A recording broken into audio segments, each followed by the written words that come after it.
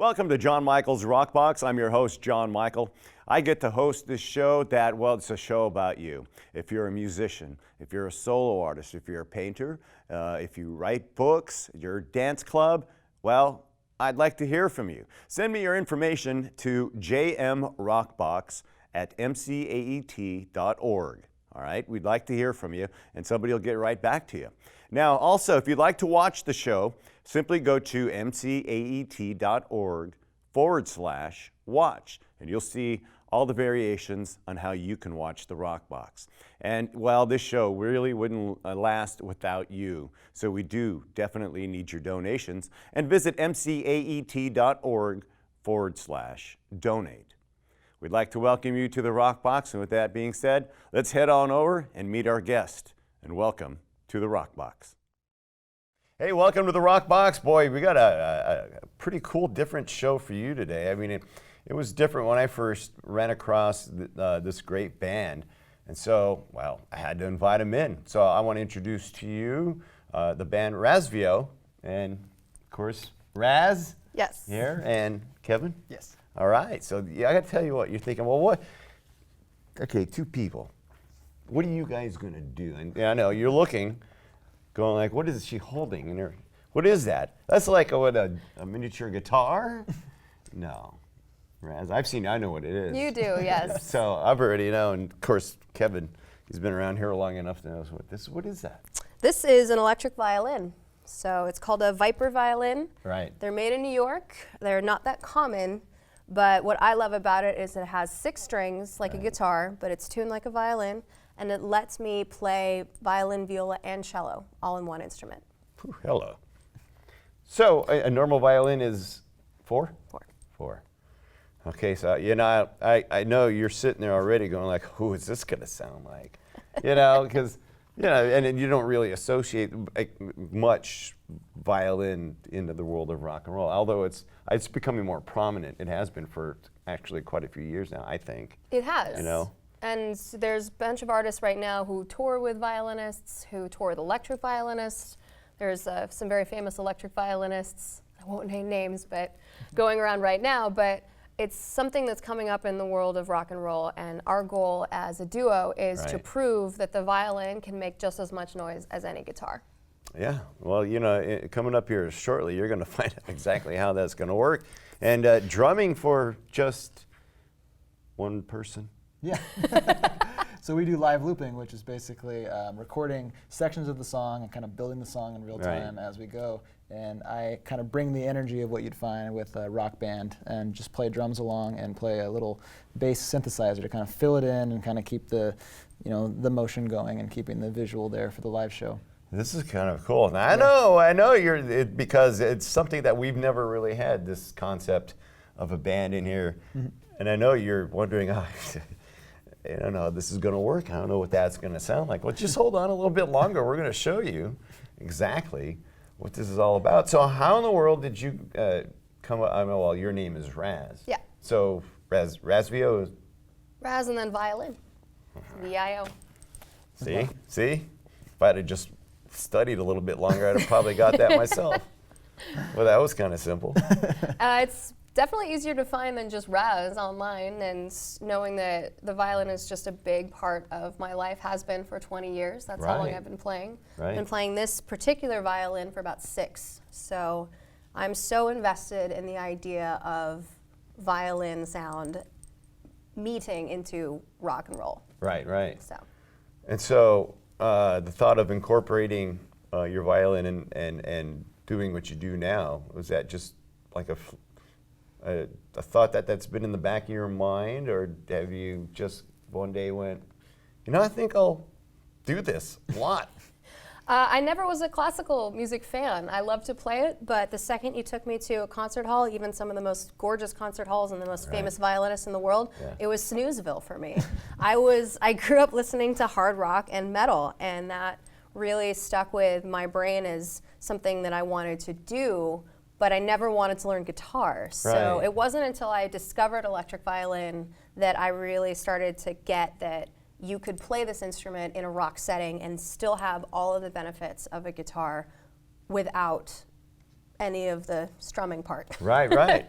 I think one of the earliest concepts of me incorporating the violin into rock is when I saw Steve Vai playing with, I think it was 2 violinists he had, and I was floored and amazed on how well that worked. It does. You know, and I know I've seen a 3-piece female band, 2 violinists and a drummer, kind of thing work out. And slowly but surely, and now with you guys, I've seen that come along. So you know what we're going to do now is I think we're going to let you get an idea of what these 2 can accomplish and what kind of sound. So what song do you think you want to do first? We picked a good one for you guys All right. first. Yeah, we picked All Along the Watchtower by Jimi Hendrix. There you go. All right, ladies and gentlemen, Razzvio.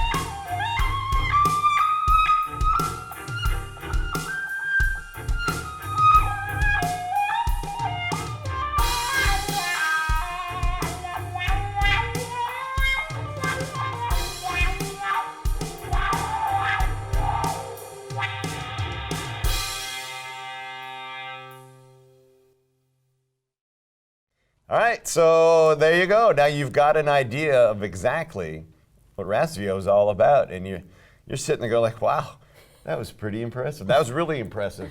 Thank you. That was really impressive. Okay, we're going to get into here in a second of you guys associating looping and you running synth and all this stuff. But first, let's let them know where they're going to find you.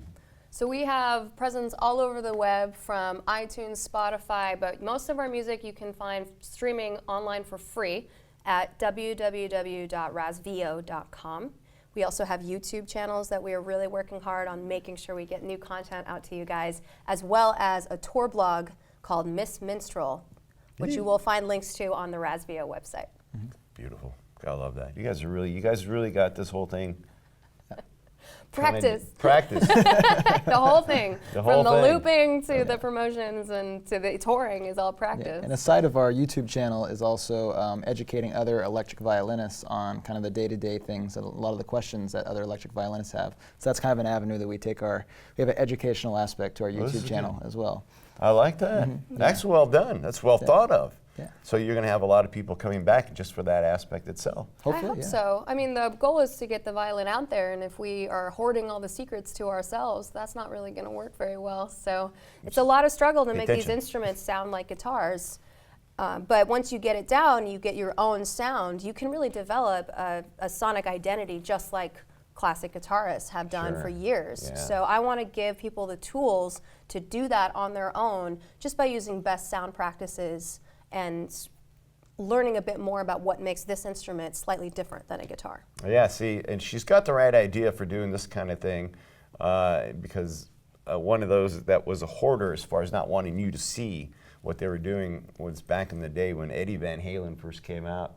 He used to turn his back a lot to the audience so they couldn't see what he was doing you know, to emulate, because you know his style was different, just like yours, but great idea, see? So share. Metallica used to be really hoarders of their recording techniques too. Yeah. They used to put black curtains on their amplifiers so people couldn't find out what their amp settings were. So no. You see? We like being an open book, and if you can get the exact same sound, we believe that it's really in the personality of the player more than the gear that they're using that gets a certain sound across. So you can use all the same gear that I use, and you're still going to have your own sonic identity because you're not me and I'm not you. Exactly. Everybody's got their own thing. Okay, so let's talk about looping. All right, so sitting there and playing, and so for somebody that's sitting for the first time going, I'm not even sure what you mean by looping. What in the world are you talking about? So looping is a technique where you can record short snippets of a song and play it back on an infinite loop. So what we do is we say, basically take a machine, I use it with my feet, but there are loopers that you can use by hand as well. Right. And you say start recording and stop recording. And those two signals and how much music you put between them lets the looper know when to start and stop. Got it. From there you can build up a whole song or you can keep it pretty simple. And it's really effective either way. And it's just per what the artist wants to do that creates either a very complex dynamic loop or even a simple loop. And I've seen it work so many ways incredibly well. Oh yeah, I've seen a lot of this done before, and so do you loop drums too? So loopers come in a lot of different flavors and sizes, and the one that we have is definitely a more technical or more able to do more things than your kind of small, simple looper. A lot of you can find a lot of loopers in just your iPad or your iPhone too, and just very simple. But I send a signal of drums and keyboards into her looper, so she's controlling with her feet certain sections that I'm just sending her. So we're kind of building and kind of, putting it all together. We tend to leave the drums out of the loop segment just because he can give so much of a different dynamic character to a song by laying back on the drums or pushing forward. But he does play bass synthesizer, and in this next song that we're going to show you, he's going to loop that in with me, and you're going to hear that. Bass synthesizer. See how this all works? So you guys are double teaming this whole thing pretty good.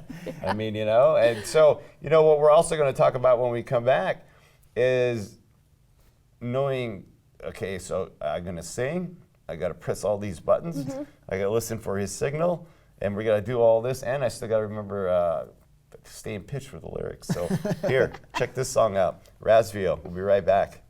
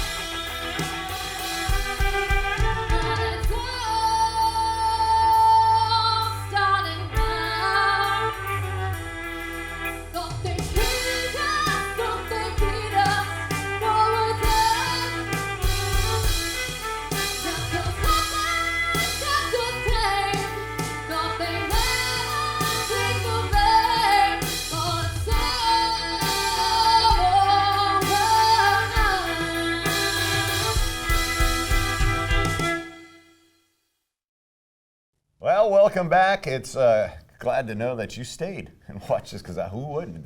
You guys are just incredible. Thank you. You know, it's great. All I can do is I'm lost for words. But seriously, you just heard one of your originals, right? Yes, that song is called Kick It, and it's an original that we wrote as a full rock band, and we decided to break it down and then redo it as this looping project duo. So let's talk about remembering. Okay, so I know you're running synth and you're sending signals and you're pressing buttons and you're playing your, what's it called again? Viper violin. Viper violin. And you got to remember lyrics and you got to remember sing in key. Mm-hmm. I mean, all of you guys got all this going on. Yeah. So, you know, are you ambidextrous kind of people? Think with both? Technically, I'm left-handed, so yeah, you're always a little ambidextrous, but it's more about practicing. I mean, you're a drummer. You know how to split your brain that way. Yeah. And it's never instantaneous. It always takes a little bit when you're learning a new pattern or learning a new technique. Right. And you have to split your brain into multiple pieces, but I'd always think of it like a zipper. You learn one thing on one side of the zipper and you learn the other on the other side. So one part of my brain's doing singing and one part of my brain is doing the violin playing. And when they're really solid on each side, I can zip them up the middle slowly by just chinking one thing together at a time as I go. So that's kind of a strange metaphor, but it works for me in terms of that's a great metaphor. How I do it. It's the same concept you should use if you're driving and you're merging. Remember a zipper, that's how you move. Zipper. Yeah. A zipper. So I like that. It's a great analogy. And do you get involved in vocals? I don't do the vocals as much. I do more of the layering and building the other parts. We're looking to incorporate more keyboards like pianos and maybe some electronic drum elements to be able to pull off more modern top 40 electronic songs. Sure. So we're looking to incorporate more things. Do you keyboardist as well? Yeah. Yeah. So Kevin is the multi-instrumentalist. He plays guitar, keyboard, synth, now drums, and he's basically there to keep the feel going. Right. I'm melody land, and he is more ambient, symphonic, soundscape land. Got it. And so when you're setting a loop, that's kind of like your own personal meter, isn't it? Yeah. Which so kind of helps when you're... Yeah. So we have a system where we have a click track, so there's just a repeating pulse sound that we get in our ears, and it allows us to make sure that we're on the same grid, because looping works off of a very strict grid. And if we don't hear that continuous like clicking sound, we fall off and it just crashes and burns. So. And it has happened that one of us will mess up during the recording process of the loop, human. but we're human, and actually that's kind of the fun part about doing it live, and we never have anything pre-recorded ever. The looping is all done from scratch every single time, and that lets us have a new song, a new show. Every time we perform a song, it's going to be slightly different, and I like that human element of what we bring to the table. It might be on a grid, but the grid's never going to be the same from song to song. And live shows, speaking of which, so let's find out about your touring.